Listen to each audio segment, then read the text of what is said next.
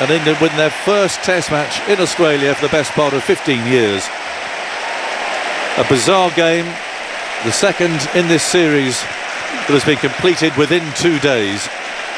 And this time it's England who have won. In Perth it was Australia. Here a morale booster for England, who have been so under the cosh. Much of it, you must say, self-inflicted over these last 2 months, but they've won here.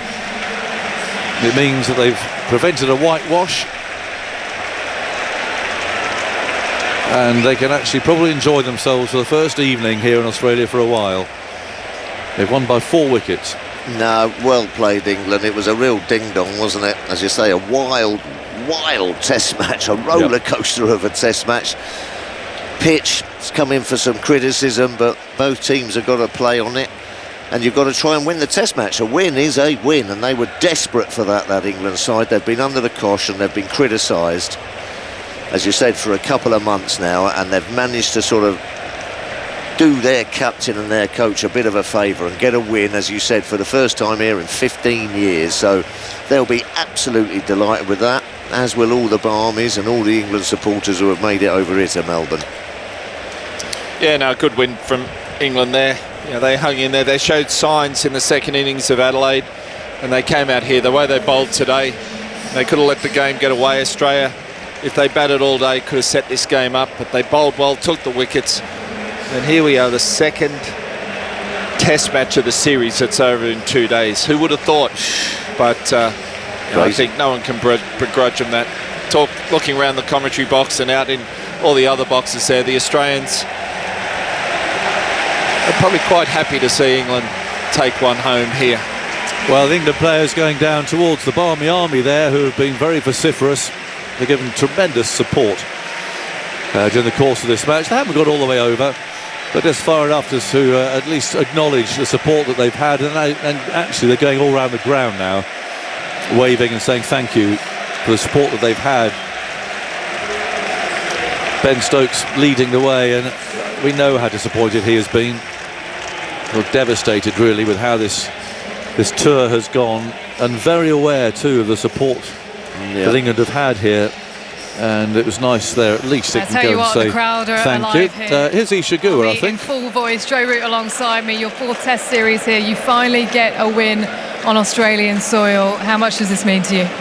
Yeah, well, obviously to lose the series is obviously very disappointing, but I think it was really important that we showed a lot of character for the rest of the series, and I think there's been a lot thrown at this team, and the way that we responded throughout these 2 days has been excellent. Clearly it was a very fast-forward Test match with the surface that we were presented with, but I think we adapted to it as much as we could and exploited it when we had the opportunities. We showed a bit of bravery today in the way that we approached things with the bat, and it's why we won the Test match. They didn't hand it to you easy.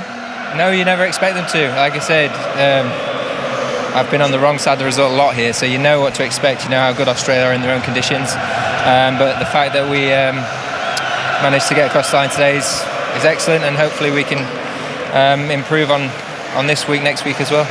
17 runs needed, 6 wickets in hand. What was going through your mind at that stage? I was pretty confident by that point. It was disappointing to get out at that stage. You want to, be the guy to take responsibility and see your team home, but that wasn't to be. But to win the game, that's the most important thing. And really pleased and proud of all these lads. There's quite a few of them on their first tour, so for them to experience a win here, I think it's really important. And like I said, we've got to make sure we improve on it and take the confidence from it into the next game. Well, they're singing your name loud and proud here at the MCG. Just talk us through that feeling of hearing your name here, Joe. I know it's never about you when you talk about this team. You want to do it for everyone else, but what a special occasion here at the MCG. Very special occasion, and we're so lucky with the support that we get. I mean, just look at the amount of people that are here, travelled the other side of the world to support this team. They do it everywhere. We're so lucky to have them, and I'm really pleased that they can enjoy this alongside us too. You talked about those new players coming in. Jacob Bethel, what did you make of his performance? Outstanding. The conviction that he played with, the smarts that he had, using the crease, making it difficult for the bowlers to hold length and just operate where they wanted to. I think it takes bravery, it takes courage, and it takes a lot of skill. So to execute as well as he did, I think was outstanding. And is why I think he's going to have such a bright future in international cricket. I know it's a bittersweet feeling for you, but congratulations on the win. I know you've had to wait a while. Yeah, thank you. We'll enjoy it. Cheers. Go and enjoy the celebrations. Ishiguro speaking to Joe Root. We'll get more reaction for you to England's victory here in Melbourne. If you're just waking up on a Saturday morning, yep, England have won this test match. It didn't seem particularly likely going into the second day. And you can also get a sense as well, just looking at the crowd, the England supporters here, because they've stayed, everyone else has gone. And you can get a sense of the level of England's support here, certainly on the far side of the ground. Massed ranks of England supporters. What have you spotted, Tubbers? Joe Root's just gone over to those, the old Bay 13, Bay 16. Bay 13. Bay 13, sorry. You're getting all emotional, Tubbers. No, I'm not. And he's just gone over and clapped them. And this one has been for the fans.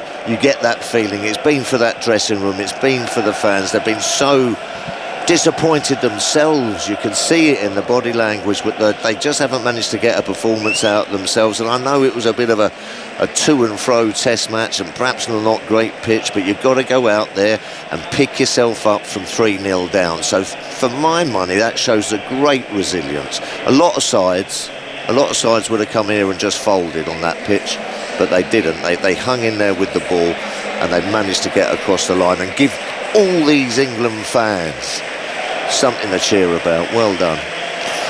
The news from Melbourne is that England have won their first test match for nearly 15 years in Australia. They've won by 4 wickets. They were set 175 to win. They got there in 32.2 overs. They were helped by an excellent opening stand between Crawley and Duckett. They put on 51 in 7 overs. England were positive, and that got them going.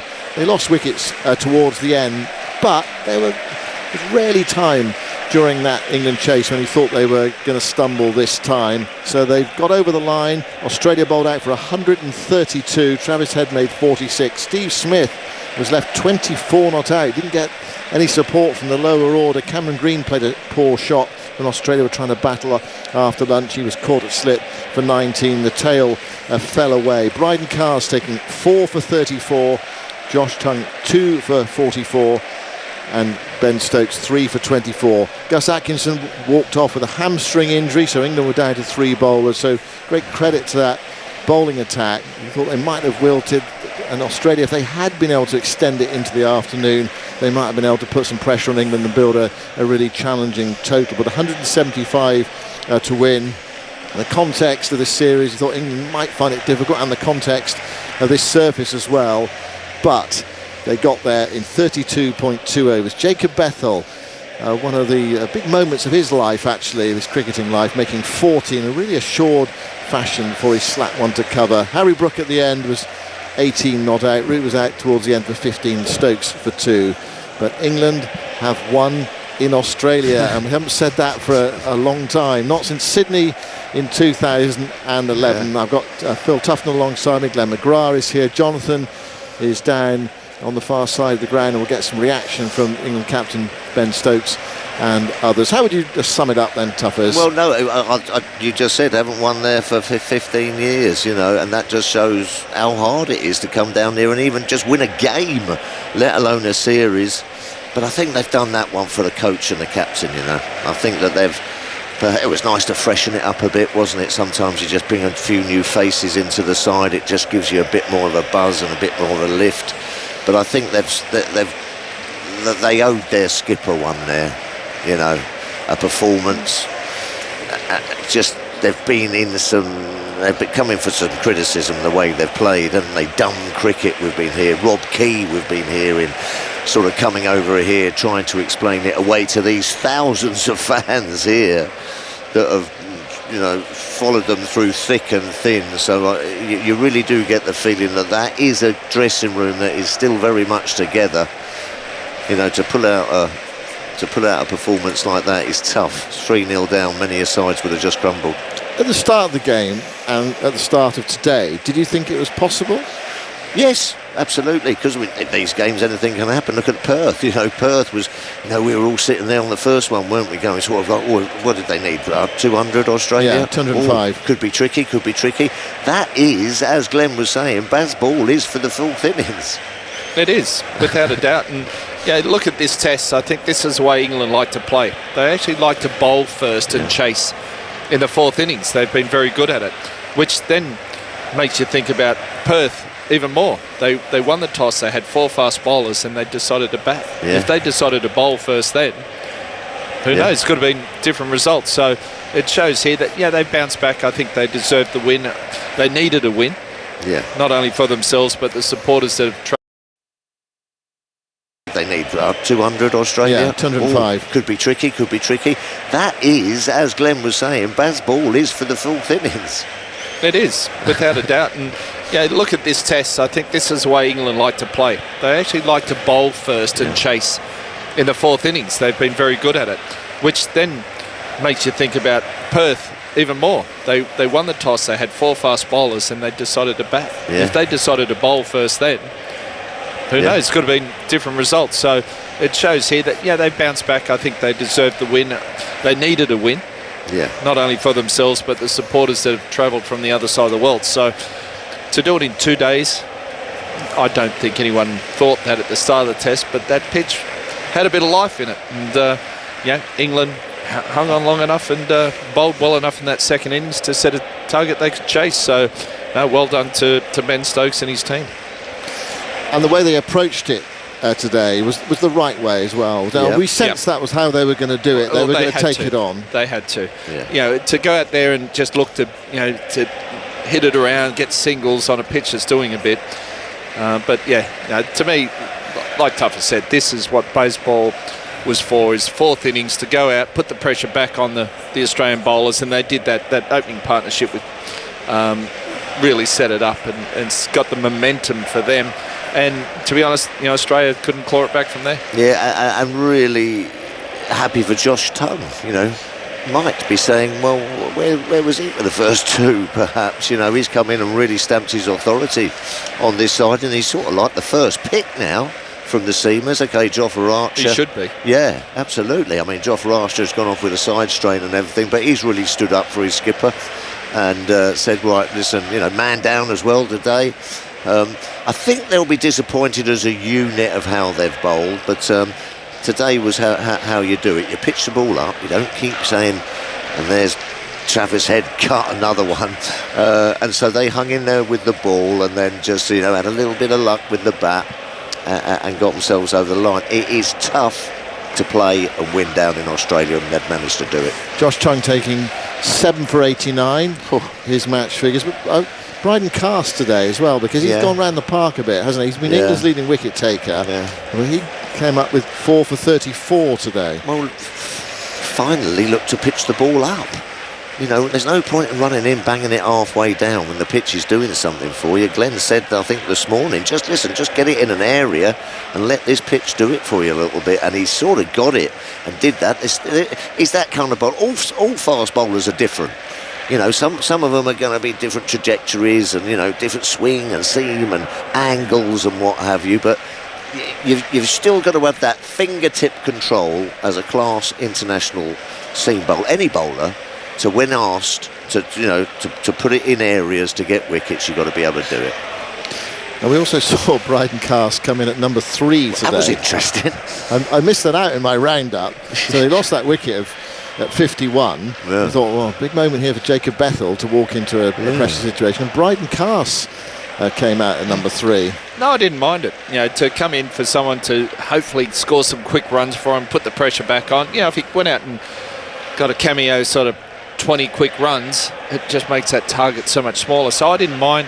It didn't really come off, but it was good. Yeah, I think also that might have just been a little sort of help for Bethel. Right, listen, we are just going for this one way. Well, I've even asked everyone else to drop down one and someone just to go in and sort of pinch it, really. So even if it didn't come off, there was that sort of feeling then in Bethel that he hasn't got to go out there and just try and sort of knock it around. Glenn, Jonathan in just a moment, I sense you haven't seen much of Jacob Bethel. What did you make of him on what you saw this afternoon? Yeah, no, I think I'm pretty much the same as everyone in this commentary box. I haven't seen anything of him. You guys haven't seen a lot of him either. But no, he looked quite composed. It was a pressure situation. I thought he played it well and just worked it around. Actually, let's go to Jonathan now. Yeah, just down here. Well, actually in the Jonathan? shadows, but almost the sunshine. Joe Root, well, you've not experienced this before. How does it feel? Yeah, it feels great.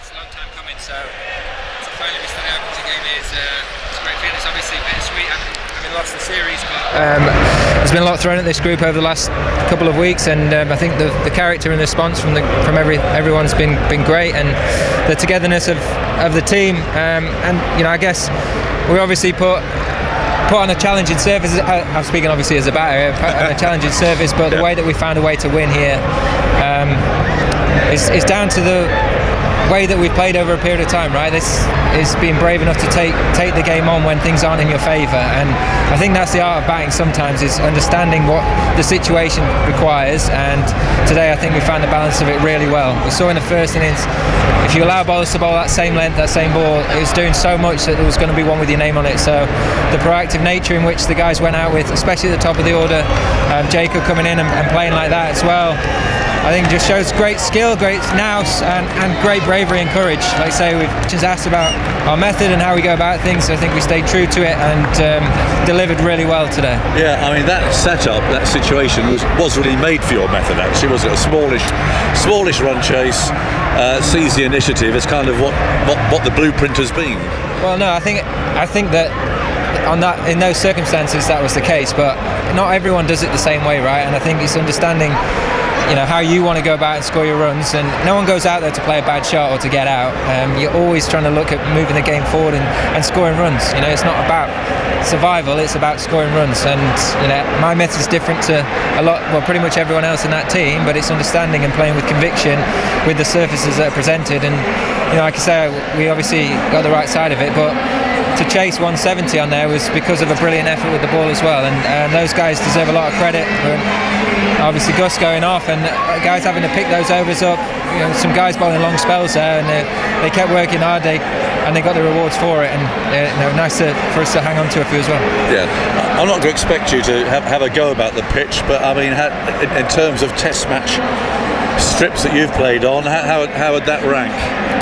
Well, I think rather than having a go at it, I think the argument is was it too one-sided in terms of bat v ball? I guess there are people that are more qualified to judge that. It certainly was challenging. Yes. From my point of view. Out there you've got world-class attack, and the ball's moving considerable amount, so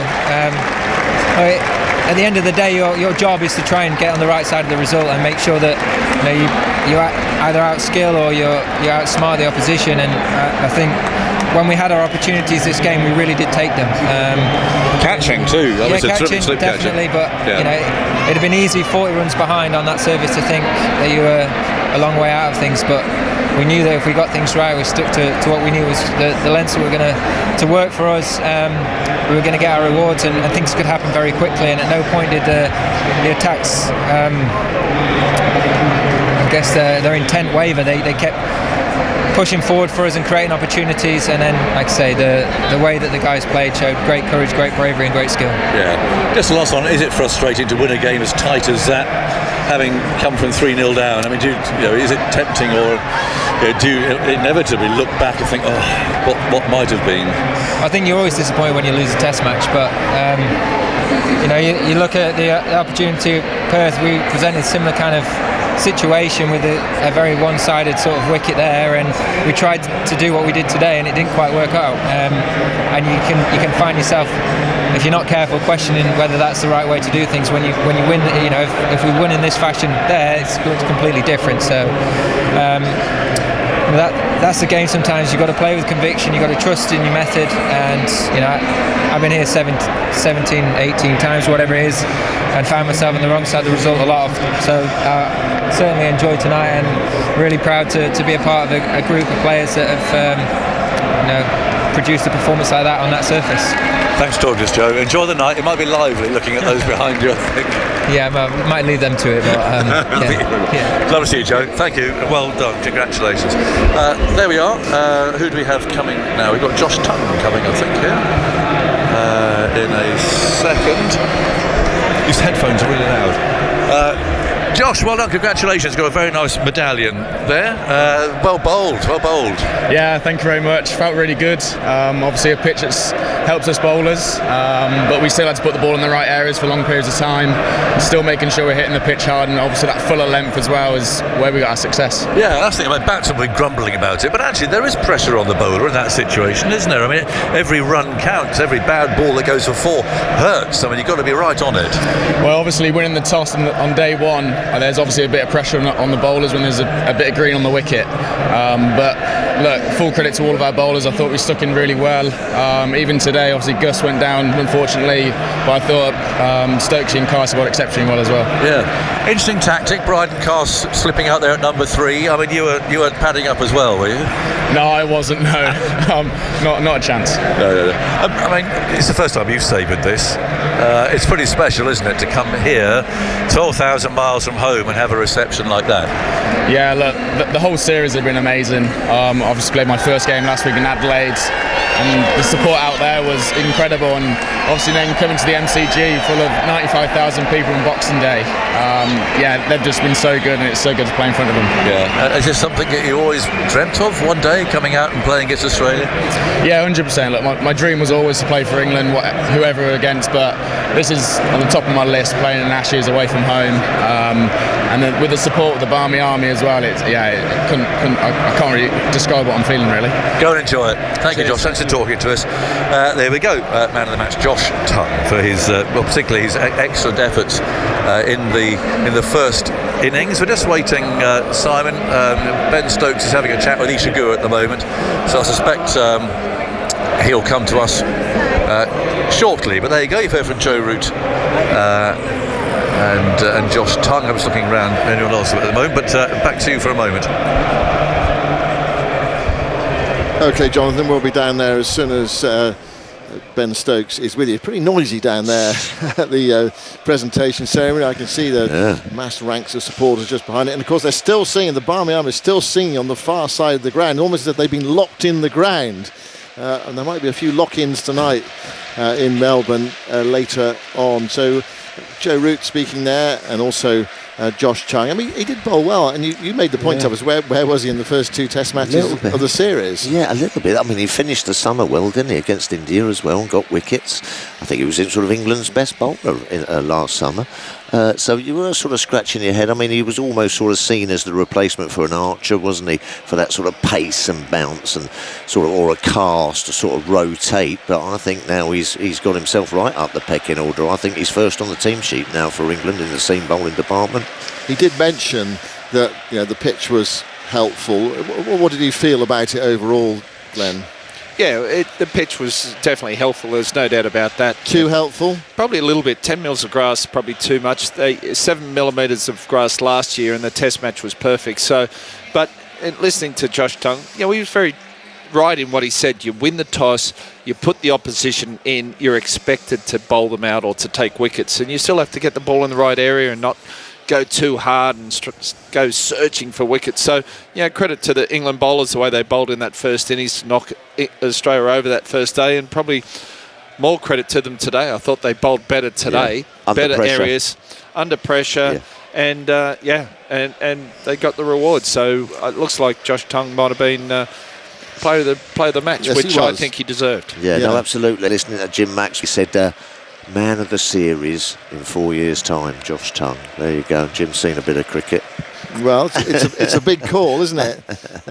Well, let's focus on this series first. There's another Ashes series in England to come as well. That's not too far away. And also before that, there's another match here, a day-night game to celebrate 150 years of Test cricket between England and Australia. It's a day-night match in March in about 15 months' time. But just kind of put this result in some sort of context, if you can, Tuffers.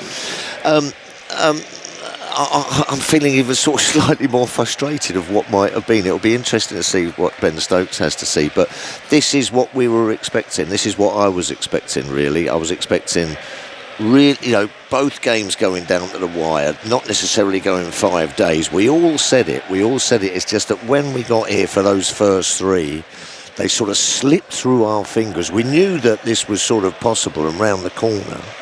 So, another 2-day test match doesn't look great, does it? Doesn't look great. People's going to lose money. Cricket Australia's going to lose money and all that kind of stuff. But I put this down to the England side, even having been through a lot of scrutiny in those first 3 test matches, just putting it out for their skipper. Let's go back to Jonathan. Yeah, Ben Stokes is here, and he's got a smile on his face. That's something. Yeah, great feeling. A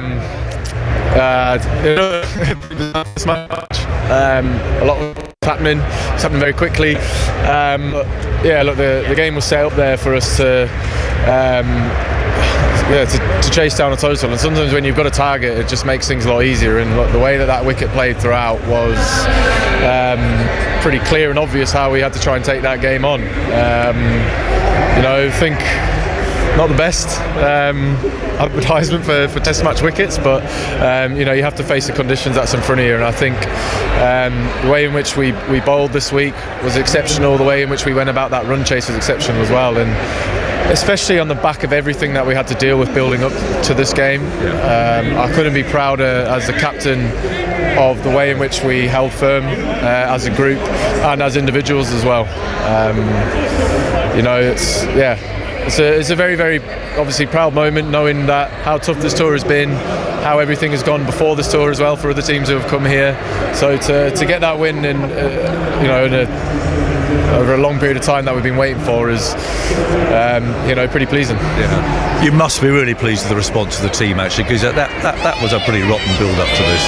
That was, sorry? A rotten build-up you had up to this match. You must be very pleased. I mean, definitely, and you get tested as leaders within sporting teams and organisations all the time in different ways, and that was a test of character, a test of qualities of leadership, and I think the way that we went about it, not only in the public in terms of all the media and all that kind of stuff, but also behind the scenes, it was so important that we were able to make sure that everyone's focus was still on the cricket. It would have been so easy to put all our focus and attention onto all that kind of stuff outside of the dressing room, and then we lose our focus on what we need to do out there on the field, because at the end of the day the most important thing for us is what we need to do out there. And we stayed so focused and committed to making sure that we put everything into possible to get a win this week, and I'm very, very proud of the group, and I'm very, very proud of certain individuals who fronted up this week. Back to the pitch, were you expecting that? I mean, I know you won the toss and put him in, but were you expecting it to be quite so tricky? Definitely. I think even Steve knew that I was definitely going to do a bit, but that was not the best, was it? It was quite interesting to watch. It's a bit of pressure on the bats, a bit of pressure on the bowlers too, though, isn't it? I mean, you bowl a bad ball, it goes before it hurts on a pitch like that, and a low-scoring game like that. Yeah, I guess you can, but 36 wickets in less than 2 days, nothing over 200. I think you can read into that a lot and just say, if that was in other conditions somewhere else and that had happened, you'd probably be getting a pasting. But again, that's what we were faced with. That's what we had to try and play our cricket on. And when the pressure was on us and the moment mattered, we were able to stand up and deliver something good in that pressure moment, which, to be honest, we've sort of not been able to do so far in the series. So very, very good. We're obviously very ecstatic about the result that we managed to get here. We know we've still got one more game to go, and the focus hasn't moved away from that. Even before this game started, we had 2 games, and we want to get 2 results in our way. I've seen a few random things and unexpected moments. I think Bryden Cast walking out at number 3 would rank quite high. What was going on there? Yeah, well, look, it was one of those, you look at the way that all the top order batters were just struggling to find a way to be able to score runs, and the ones who did score runs were either down the order, who sort of flashed at a few slightly wider ones, and even, you know, like the way that Brookie took it on in the first innings looked to be very, very proactive and try and knock bowlers off their lengths and put them under pressure. So, you know, we thought it was, you know, something that we were willing to risk. You know, if he did come off and get a quick 30 or 40, that's huge in little run chasers like this. It didn't work out that way, but there was, you know, method to the mayhem. Yeah, it was funny. So I wouldn't say it was funny. We enjoyed it. No, yeah, well, it was a tactical plan that unfortunately just didn't pay off for us. But you know, the way that cricket played out, you know, we thought, why not just send someone up who's got a good eye, got a good, you know, chance of potentially slogging a quick 30 or 40 on a pretty tricky wicket.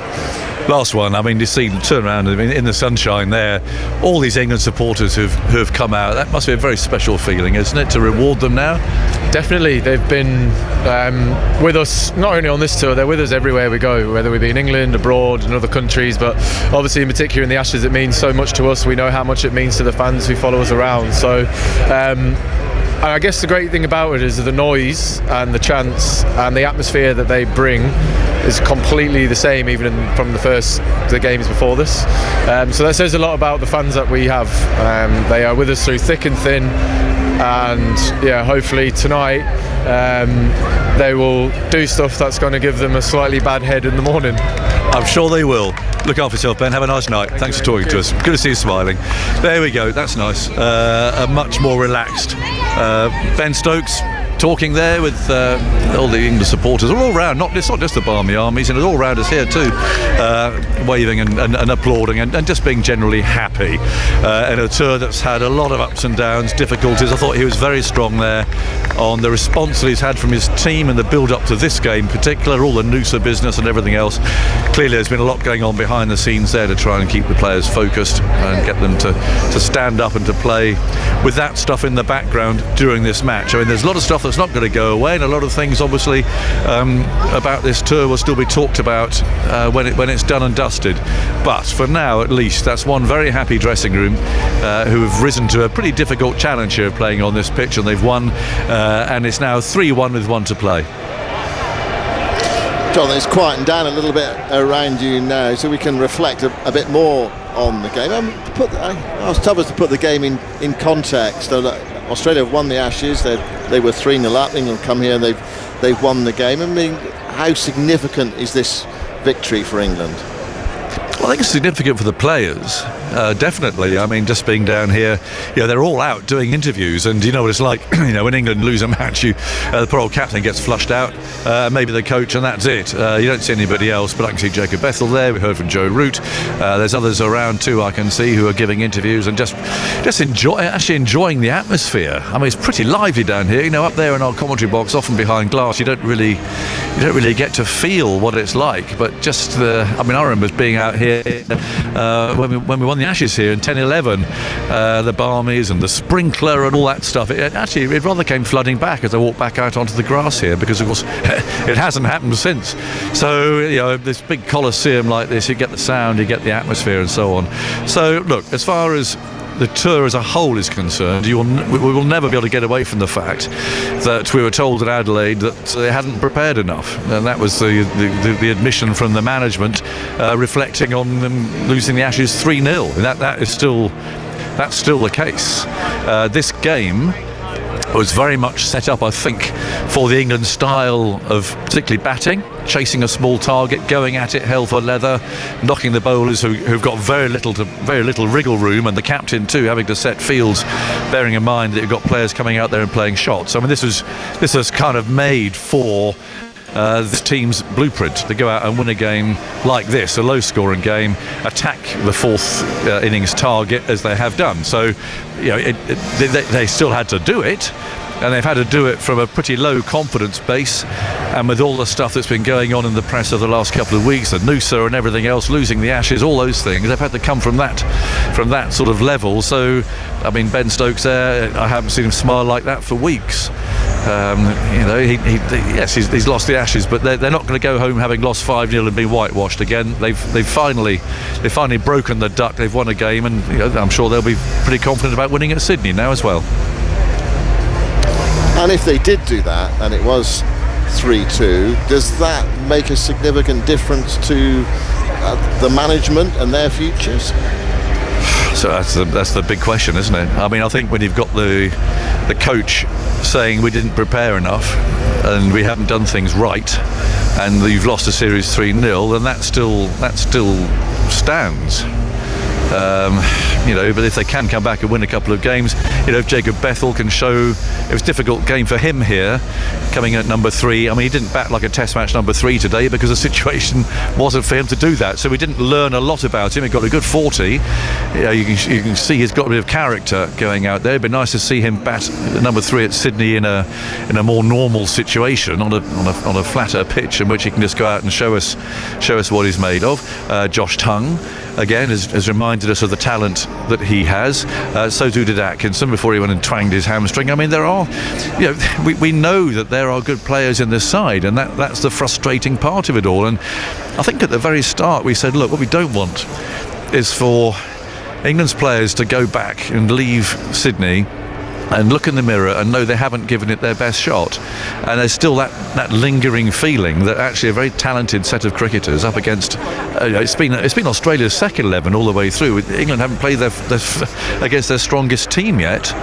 Have they given it that absolutely best shot? And judging by what Brendan McCullum said at Adelaide, he'd probably say, well, they haven't done because they didn't prepare properly, and those words are still going to echo at the end of this tour, regardless of what happens.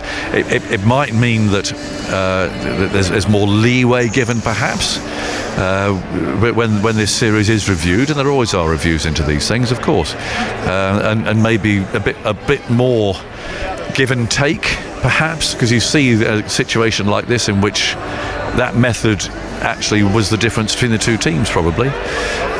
But the overall message still has to be that you don't come to Australia and expect to win the Ashes with the sort of preparation that they had this time. Jonathan, we're sitting here looking at a scorecard which says that England's leading scorer, individual scorer in the match, was Harry Brook with 41, and they still won the game. What about this surface, and what about the spectators who had tickets for tomorrow? It's a great day for England. They've won the Test match. That's all you can do, isn't it? Turn up and win the game. What about the pitch and the spectators who had tickets for tomorrow and those for later in the game? What about that? Yeah, is this surface good enough for Test cricket? On that. Yeah, I think Stokes was very strong on the pitch, wasn't he? Bearing in mind, the rules and regulations and everything else that captains really can't go criticising umpires. They can't go criticising pitches. They've got to play with a pretty straight bat. But I think he made it absolutely clear to me. I mean, he threw it back at it, didn't he? About what do we think watching it? Clearly there's a lot of dissatisfaction there about the standard of the pitch, and you don't want Test matches ending in 2 days, and I don't know why the groundsman here decided that he was going to leave so much grass on it. It's clearly it's a mistake, and Cricket Australia are going to pay a heavy price for this game having ended so soon, and no one wants that. You don't want 2-day Test matches. You want Test matches to go on into the 5th day if possible. Lots of ebb and flowing and pitches slowly deteriorating, the usual stuff that you get in a Test match, which there wasn't here. I mean, this is just zipping around from the word go. Whether there was, and we talked about this yesterday, that feeling of the Ashes being over, and therefore perhaps batsmen not quite scrapping as they would if everything was still on the line, and I include Australia in that, by the way, as well. In fact, I think they had a pretty poor game here, the Australian batsmen. Some pretty casual dismissals going through it, whether they'd just taken their eye off the ball a bit after winning the Ashes in Adelaide, and England still had, well, there are two things. England, I think, and I mentioned this to Stokes before the match, actually the stuff that happens off the field, and when you're in the crosshairs and you're getting the sort of stick that they were getting in the media, that could be a galvanising thing. It can actually pull a team together. It can go one of two ways. You either adopt a sort of a bunker siege mentality in which the world's against you and the wheels come spinning off and you lose, or you do get together. The world's against us, let's get out there and show them. And I talked to him about that before the game, and he said that might very well be an impact, and I think that is what's happened here. I think that has spurred them on to stand up and show that actually they have got some character, which is all I think as a captain you want to see from your players. So it's a difficult one, isn't it? I mean, 3-2, having lost 3-0. Of course it sounds better, and you've won a couple of games, but the focus in my mind still has to be on the start of the tour and what went wrong there. They've got a week now, another week before the next test match and the final game. And see, no Atkinson, I would think, for Sydney with that hamstring injury. Hamstring injuries tell you when they're ready rather than the other way around, so you almost certainly he'll be out of that game. They've lost Atkinson, they've lost Archer, they've lost Wood. What do they do next? Well, let's have a thought. I suppose Matthew Potts gets a run out. He's been here from the start. He probably needs to have a game, doesn't he? I mean, there's not much left, so I imagine he'll get a game. I've seen him running lots of laps, and I've seen him bowling a lot in the nets, but I mean, he hasn't had a game of cricket, has he? I wonder when he last played a match. Did he play in Canberra? I can't even remember now. Yes, he did. He did. So there you go. So he's had a run out there, but otherwise he's hardly done anything. So it's going to say give him a game. But in terms of how England play it, then they show the same character that they have here. I mean, their players all went over. They all savoured the end there with the spectators, the barmies, and all that, making a tremendous noise. It is special. It is special to come to Australia and win. It is. You're kind of outnumbered, and you've got to stand up and do it. So there's no doubt that was a really special moment for the players, none of whom have experienced that before, and so hopefully that'll make them even more determined when they get to Sydney to do it again. Jonathan, thank you. England have won this game by 4 wickets.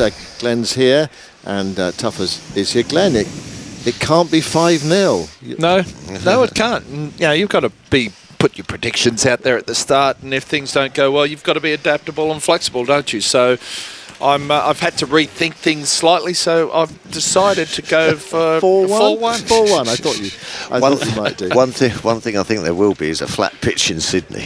I think it's going to be an absolute belter. I know that it can get a little bit rainy and overcast round there and everything, but they won't want another 2-day test match. Well, the pitch last year against India was they left far too much grass on it. It was a 2.5-day test match, and it is the pink test for my foundation. What day is I wanted that? to go at least 4. What day is that? What day is Day 3 is the main day, the Jay McGrath day, but predominantly it's the whole test match. But you don't want it to be over in 2 days in that respect. No, make sure it's a good deck for Sydney. Yeah, I mean, traditionally in Sydney, and in the old days, the ball spun, didn't it? Yes. You play 2 spinners. So, is there any chance, do you think, of that? Well, there might be nice if there's a little bit of turn. There's been a little bit of seam previous years. I think the team that I was lucky enough to play, and we won too many test matches too quickly, and they started to try to make flatter pitches, and I think that probably destroyed the spin in Sydney. But it was renowned for its spin. Hopefully it'll be a good cricket wicket, which we've seen in the past, and the weather will be fine. So hoping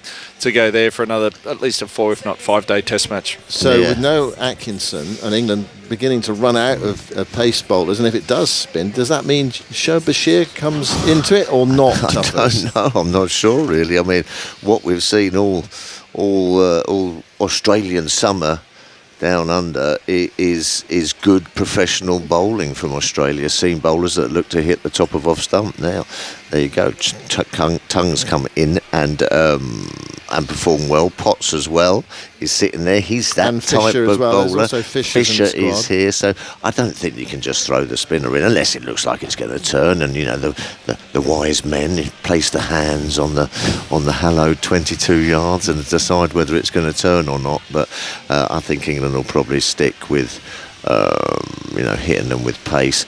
Good to see Jacob Bethel get some runs. That's another positive. We were all a little bit worried for him making his debut as well. And the other thing I was very strong on there when I listened to Ben Stokes was that the management, how strong the management has have to been, and the backroom staff. There have been a bit of criticism, and you could hear John sort of saying, preparation and everything like that.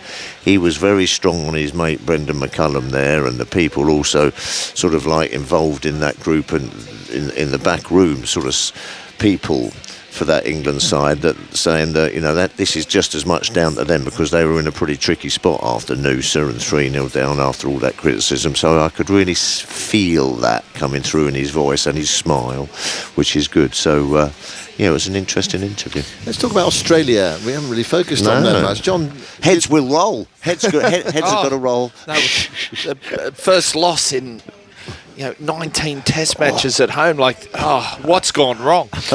Was their batting a bit careless in this game, Glenn? Yeah, you look at a few of those dismissals, your first innings as well. You could probably say so. A little bit loose. Cameron Green's come under a bit of pressure with a couple of shots. The shot he played today and being run out in the first innings. Jake Wetherell just left one there, got strangled down the leg side. So, on these pitches, it does funny things to batsmen's minds, and they start, the shot selection. You start questioning it as well. So, it's just one of those things you've got to. They'll sit back here. I don't think Australia will panic too much. The pitch. You've got to take into consideration. I can't see them making too many changes come Sydney. Pat Cummins, was he fit enough to play? I think maybe he was, and they're just taking the easy option. Will he come back? Who knows? There's a little bit for Australia to think of, but they've got a few extra days to do it. It'll be interesting to see what squad they pick for Sydney. I mean, you played in teams, from memory, I'm just trying to think specifically, where you said earlier actually in the game that you would win the series, then you might drop a game. Is there a slight sort of lessening of intensity sometimes when you've won the series? Oh, you hope not, but sometimes there can be. And it's funny watching the players go about it. They get bowled and they sort of have a bit of a laugh, and you think, does it mean that much to you? And I think it still does. The players know each other from both teams better now than they ever have as well. So there's that difference. You hope not.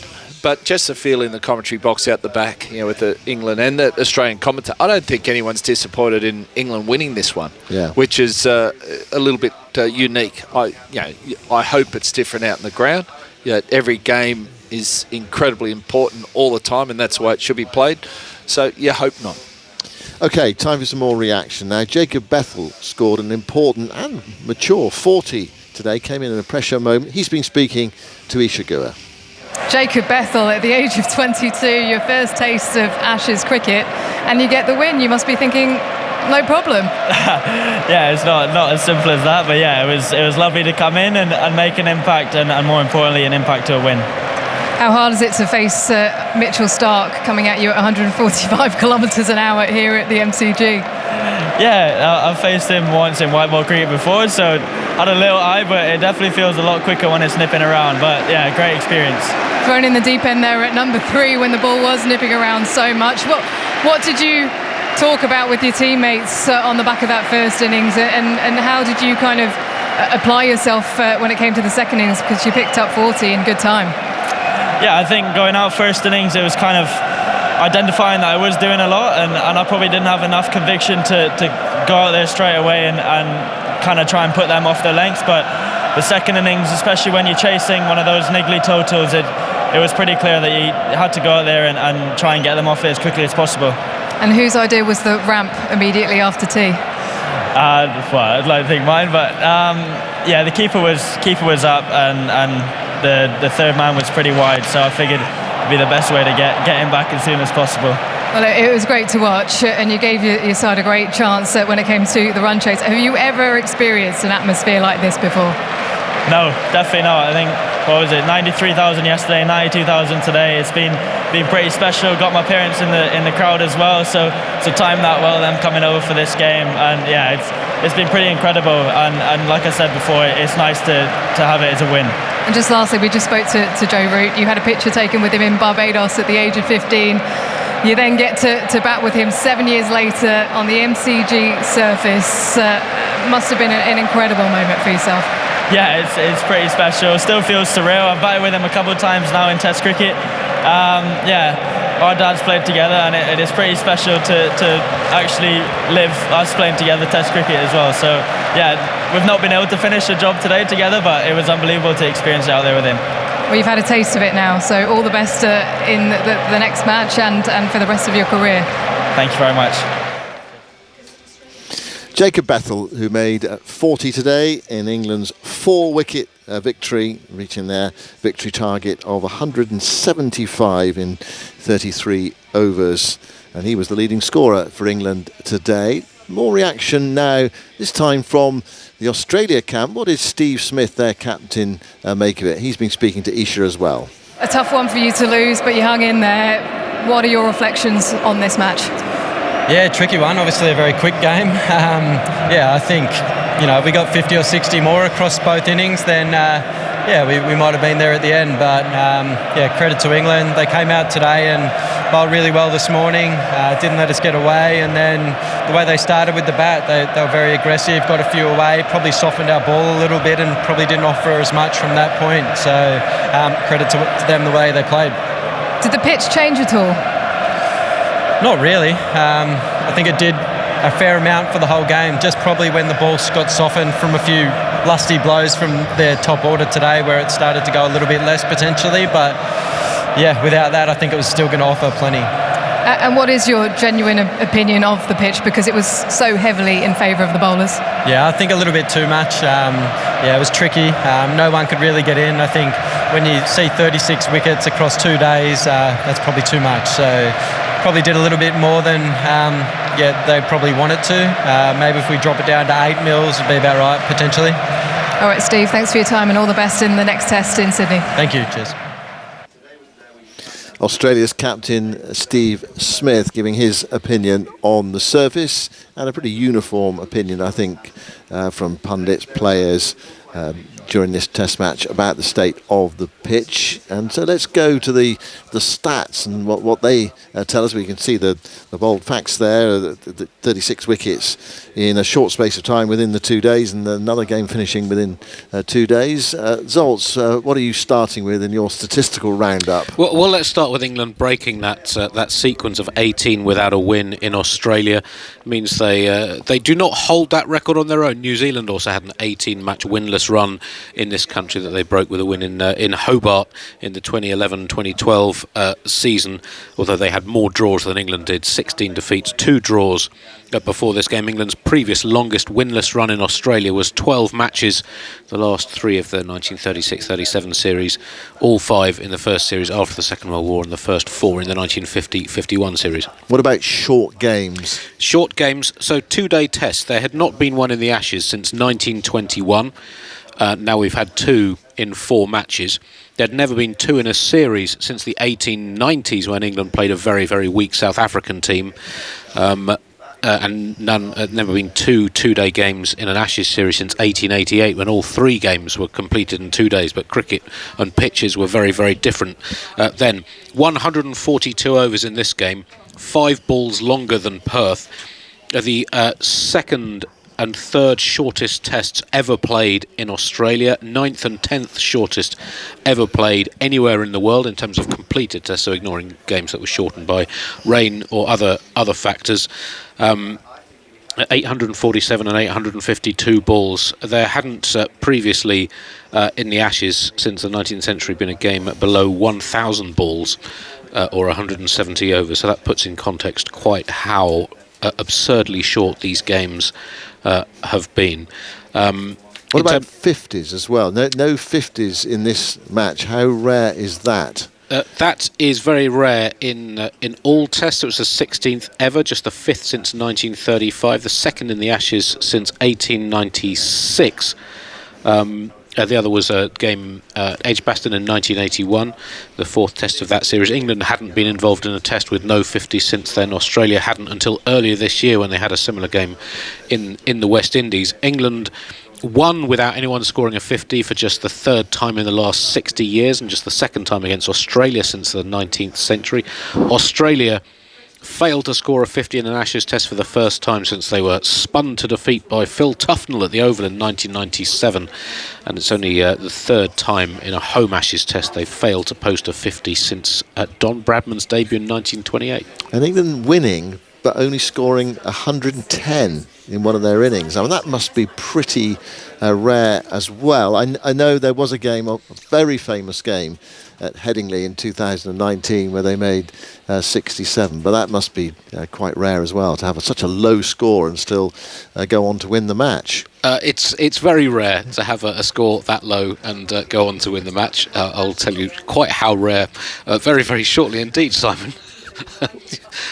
So just a couple more things about the high-paced nature of this series. England have lost a wicket every 37 balls in this series. That's their second worst such figure currently. Obviously it might change after Sydney, but it's currently their second worst in any Test series, behind the 1888 Ashes that I mentioned a while ago. Australia have lost a wicket every 43 balls, which is their worst against England since 1905, and their 11th worst of all time. That's including 2 and 3 match series as well. Overall, a wicket every 40 balls in this series, currently the lowest figure in any Test series of 4 or more tests. And third on that list is Australia against India here last Australian summer. So 2 of the 3 series in which wickets have fallen fastest out of series of 4 or more matches have been in Australia in their last 2 seasons. So in terms of the nature of pitches in Australia, completely different to what we've seen for most of Australian cricket history, and something that Australian cricket clearly needs to address. Australia were bowled out in under 80 overs in this match, 1 ball short of 80 overs for the first time since that Brisbane Test of 1928, and there were 21 single-figure scores, which is the joint second most in an Ashes Test in Australia. Just a couple of other small things. No overs of spin for only the second time in an Ashes Test after the 1981 Trent Bridge Test. And Josh Tongue, player of the match, 43 wickets now in his first 8 tests, which is the joint 7th most wickets in the first 8 tests of an England bowler's career, and the 3rd most in the last 100 years of Test cricket, since when only Frank Tyson, 1950s pace demon, and Ken Higgs, Aggas's cricketing hero in the 1960s, have taken more than Tongue in his first 8 tests. I'll let you off that 110 statistic being a low score Sprung that to on win me a the little match. bit, I Simon. sprung that on you. Anyway, there we go. Thanks very much.